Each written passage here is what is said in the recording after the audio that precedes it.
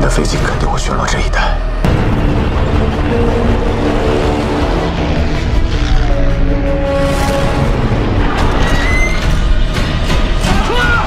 撤离火车！撤离火车！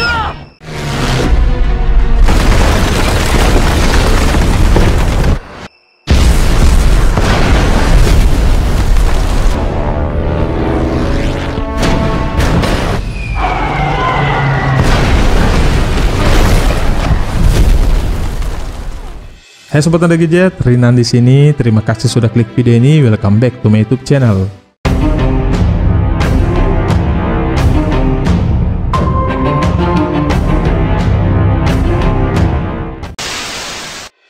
Pada episode kali ini guys, Mimin bakal recap alur cerita film Perang tahun 2021 yang diangkat berdasarkan kisah nyata yang berkisah tentang pertempuran berdarah antara Amerika Serikat dan Tiongkok di Danau Chanjing pada musim dingin 1950. Dalam cerita film, para pasukan Cina itu dikisahkan selama perang hanya memakan tepung goreng dan kentang beku.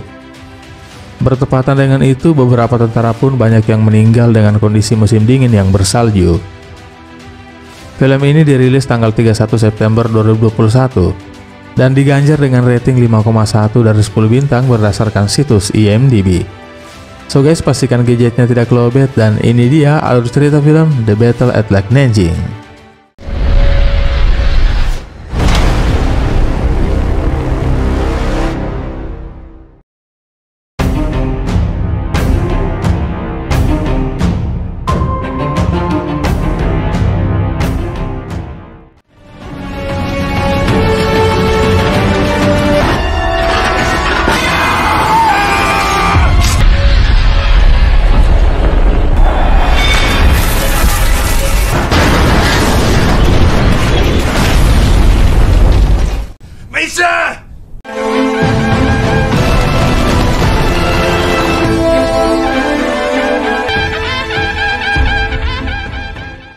Keesokan harinya setelah perang usai, mereka terlihat mengumpulkan senjata-senjata milik pasukan Amerika.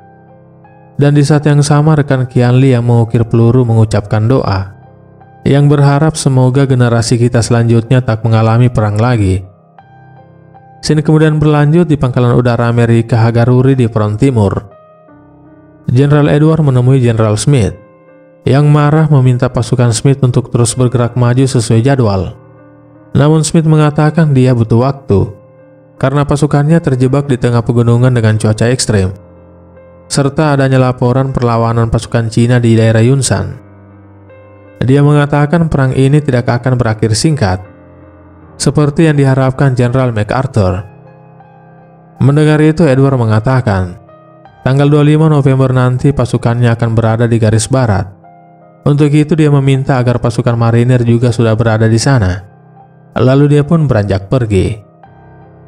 Scene selanjutnya, kompi ke-7 pasukan Cina yang terus melanjutkan perjalanan akhirnya tiba di markas pasukan relawan di Taedong, Korea. Mereka kemudian menyerahkan transmitter radio dan juga juru sandi. Lalu setelah itu mereka beristirahat di sana. Mao Anying dan rekannya kemudian membawakan mereka pakaian bersih. Lalu dia kemudian meminta untuk bertemu dengan Wu Qianli. Dia memberikannya surat telegram dari atasan yang meminta kompi ke-7 untuk segera berangkat. Kompi ke-7 diminta untuk pergi ke dataran tinggi di Danau Chanjing karena pasukan Cina di front barat dan front timur akan memulai serangan umum bersama. Menerima perintah itu, Qianli kemudian meminta pasukannya bersiap untuk berangkat.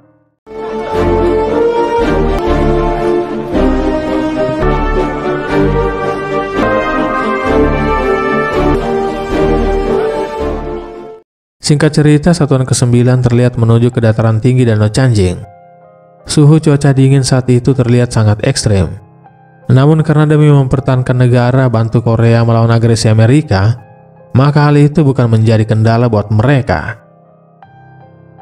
Scene kemudian berlanjut di markas satuan 9 garis depan Cheongfangdong, Korea. Song Silung yang melihat suhu dingin -31 derajat mengatakan kepada bawahannya, apakah pakaian hangat sudah dikirimkan kepada seluruh pasukan?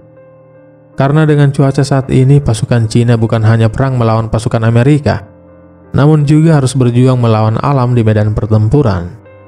Namun dia diberitahu, jika saat ini pengiriman logistik mengalami kendala, karena armada pengiriman terkena bom oleh pesawat Amerika.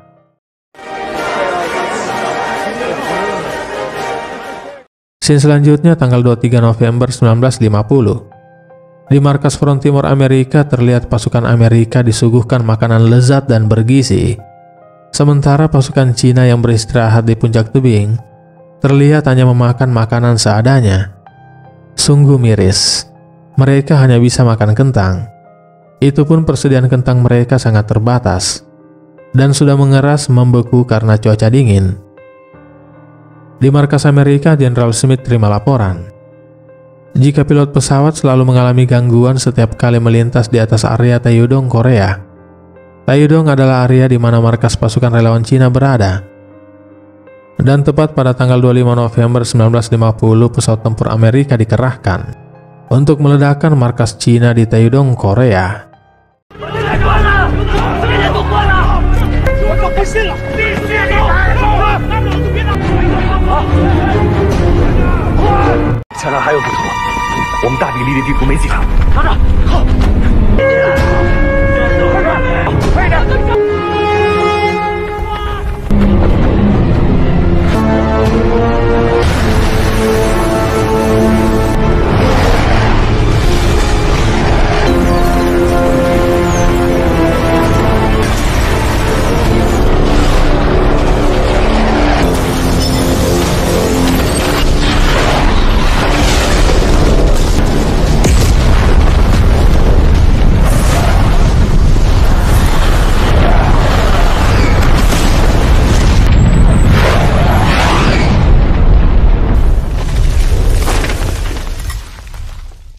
Pasca serangan itu, Song Silun diberi kabar jika mereka kehilangan kontak dengan markas di Taeyudong. Diketahui Mao Anying dan satu rekannya tewas terkena ledakan. Panglima Peng pun memberikan penghormatan terakhir. Kecuali Panglima Peng, mereka yang berada di sana sama sekali tidak mengetahui kalau Mao Anying adalah putra dari Mao Zedong. Panglima Peng kemudian menghubungi Song Silun dan memberitahunya jika saat ini satuan ke-38, 39, dan 40 sudah berkumpul di Sungai Concong. Untuk itu dia meminta Song Silun untuk segera mengerahkan pasukan satuan ke-9 untuk berada di Danau Chanjing secepatnya. Karena tanggal 27 November semua pasukan dari front barat dan front timur akan memulai serangan umum secara bersamaan.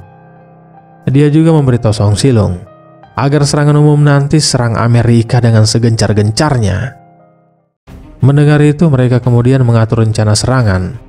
Satuan ke-20 akan berpencar dan mengepung musuh di Hagaruri, di Udamni dan sekitarnya.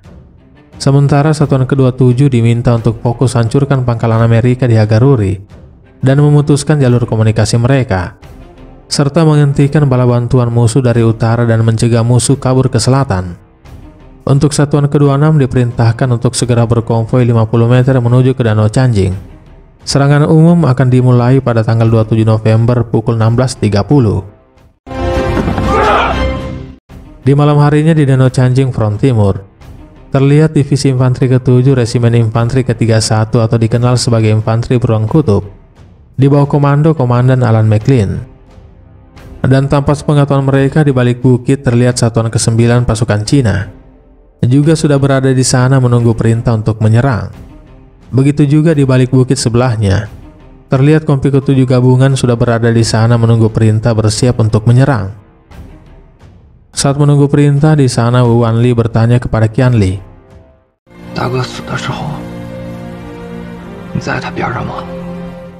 Qian Li menjawab saat itu separuh tubuh bagian bawah Bai Li telah hancur terkena ledakan. Bagaimanapun aku berusaha, aku tak bisa mengembalikan isi perutnya. Saat itu Bailey mengatakan dia merasa kedinginan. Aku dekap dia dan bibirnya berwarna ungu. Aku sama sekali tak bisa menghentikan pendarahannya. Dia lalu meminta kepada aku untuk mengakhiri nyawanya. Mendengar itu, Wu Wanli mengatakan kepada Qian Li, jika nanti nasibku seperti Bailey, biarlah aku mati di sampingmu.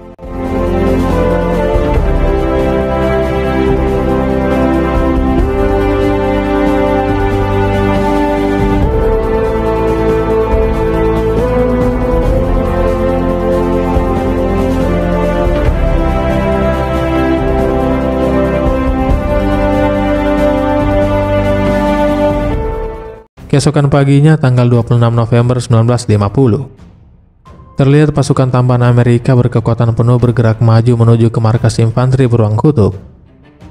Song Silung yang menerima laporan itu meminta pasukannya untuk tetap menunggu tanggal 27 sore untuk melakukan serangan umum.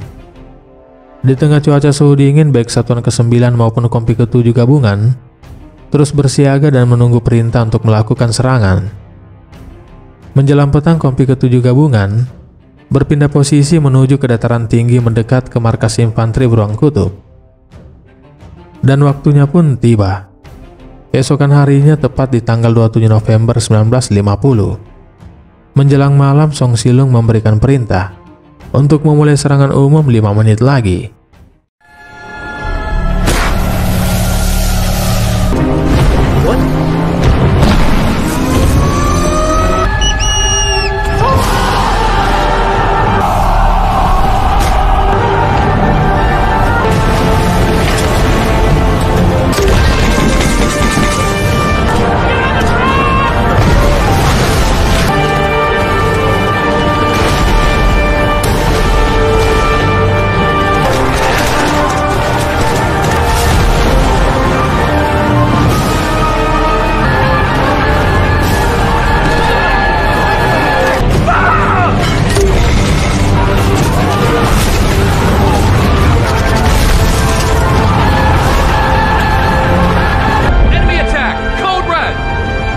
Lock enemy at full position!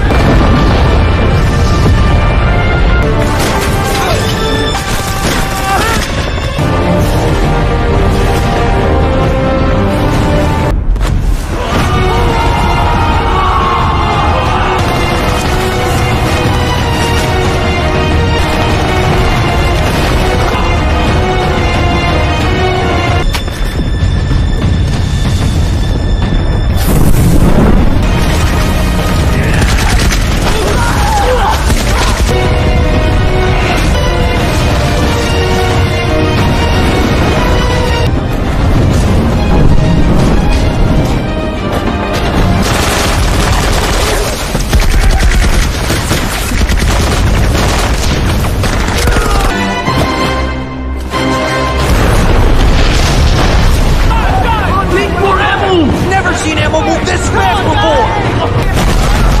I almost survived! Move, move, move! Prepare the second wall! They're coming!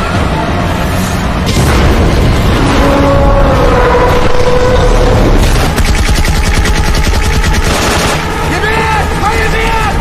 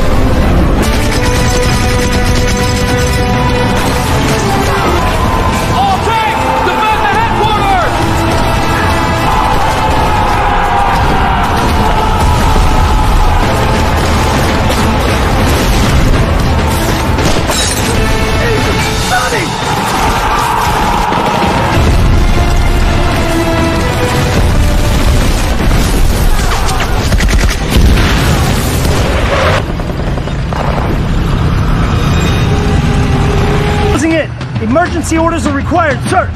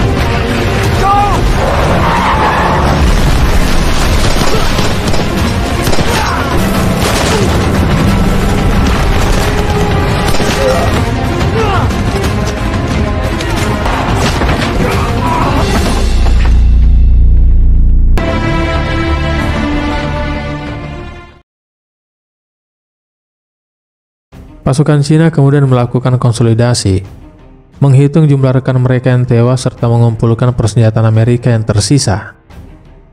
Di markas Amerika front timur Hagaruri, Smith menerima laporan dari markas infanteri Burang Kutub jika mereka telah diserang dan meminta bala bantuan segera. Mereka kini telah mundur darurat. Mendengar itu, Smith memerintahkan anak buahnya untuk segera mengirimkan bala bantuan. Singkat cerita, satu pesawat Amerika datang ke sana. Pesawat itu menjatuhkan satu bom. Melihat itu, mereka mencoba untuk melumpuhkan pesawat itu dan berhasil. Good job. Bom yang jatuh ke tanah itu rupanya adalah bom penanda yang mengeluarkan asap merah tebal. Qianli yang melihat itu kemudian meminta pasukannya untuk menyingkir segera berpencar karena mereka akan dibombardir oleh pesawat tempur Amerika lainnya dan boom!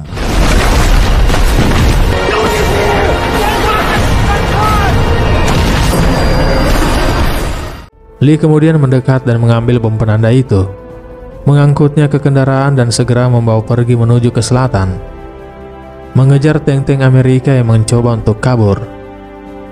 Dia melakukan itu agar serangan bom pesawat Amerika menyasar dan menghancurkan pasukan Amerika sendiri, sehingga pasukan Cina dapat terhindar dan selamat dari serangan bom.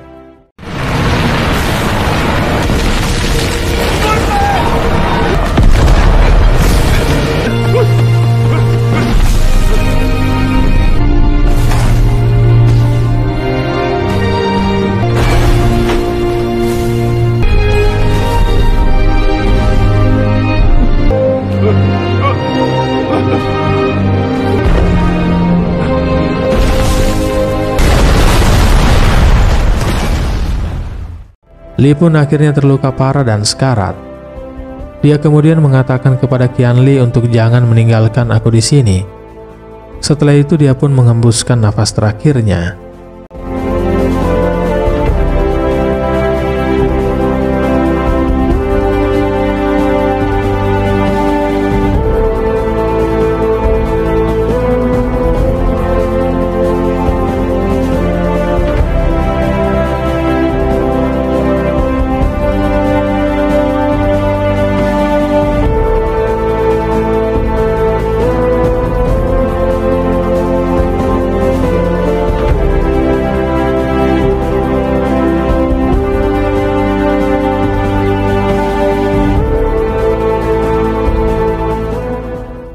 Scene selanjutnya, markas Amerika di front timur Hagaruri digempur habis-habisan oleh pasukan Cina.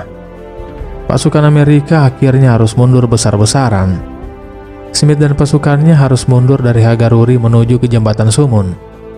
Dalam perjalanannya melewati dataran tinggi, kompi ketiga Divisi 58 pasukan relawan Cina yang dipimpin oleh Yang Gengsi menangkis banyak serangan dari pasukan Amerika. Namun sayangnya semua pasukannya harus tewas karena digempur oleh pesawat tempur dan juga tank-tank Amerika. Yang Gengsi yang tersisa sendirian berjuang sampai mati demi mempertahankan garis depan mereka. Smith dan pasukannya berhasil mundur dan menuju ke dermaga Hyungnam. Namun di perjalanan mereka harus terhenti karena di sana mereka menemukan jasad para pasukan relawan Cina yang tewas membeku. Smith kemudian memberikan penghormatan kepada mereka, dan dia pun mengatakan, bertempur melawan prajurit dengan kegigihan kuat seperti ini, kita tidak ditakdirkan untuk menang. 24 Desember 1950, 105.000 tentara Amerika Satuan ke-10 dievakuasi dari pelabuhan Hyungnam. Satuan ke-9 relawan pasukan Cina berhasil menduduki pelabuhan Hyungnam. Pertempuran Danau Chanjing memberikan contoh sempurna karena pasukan Cina berhasil menumpas satu resimen bala bantuan Amerika. Selama perang melawan agresi Amerika dan membantu Korea, menyebabkan pasukan utama Amerika di timur depan melakukan tindakan mundur terbesar dalam sejarah Satuan Marinir Amerika. Selama pertempuran kedua dalam perang melawan agresi Amerika dan membantu Korea, Satuan ke-9 mencapai hasil strategis utama pada medan tempur utama di timur depan selama pertempuran di Danau Chanjing. Para tentara pemberani ini menghancurkan sepenuhnya kecongkakan rencana MacArthur untuk mengakhiri perang sebelum Natal. Pertempuran ini benar-benar membuat perang Korea seimbang dan meletakkan dasar kemenangan akhir melawan agresi Amerika dan membantu Korea. Lebih dari 197.000 rakyat Cina dengan heroik mengorbankan nyawa selama perang. Semangat besar dari perang tetap abadi. Para martir pasukan relawan rakyat tidak akan pernah terlupakan. Demikian episode Movie Recap kali ini. Dukung selalu channel ini dengan klik tombol subscribe, jangan lupa like, share, dan tinggalkan komentar jika video ini menghibur. Sampai jumpa guys pada video-video NDGJ selanjutnya. Dangke.